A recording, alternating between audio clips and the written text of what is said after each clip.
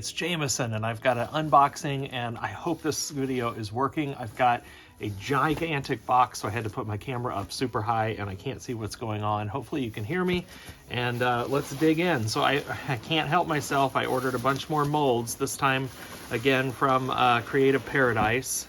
And so I've unboxed or opened it up very carefully. Feels like there's some molds stuck in here, so, oh yeah. Okay, well let's do this. Okay, so I want to get into doing more dams, and so I ordered some dam molds.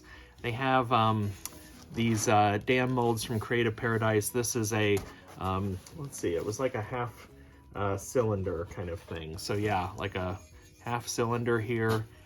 So that's the first one. I've got a tile saw, so now I want to get into doing dam molds. Here's a triangular one. And then,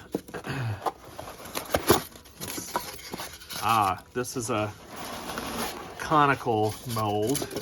So this one is in a cone-shaped mold for, can you see what that is?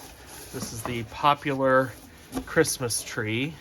I felt like I was totally missing out on everybody making these amazing trees. So you make the tree with frit in this mold, and then you slump it over that cone mold that I just showed you to make a standing tree. So I'm excited to make some of those. I feel like half the fusing world, or if not more, is using that mold right now, and I felt like I was missing out, so I wanted to take part. Okay, and then more dam molds. This one is a hexagon mold, and this one is another triangle. It's a larger one. So that's it, folks. I ordered lots of molds, and I don't know where I'm even going to store them because I'm running out of space, but thought you might like to see this. You're going to see these used in projects. I can't wait to get started.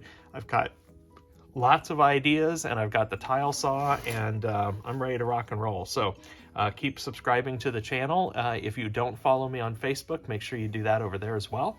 And have a good one, everybody.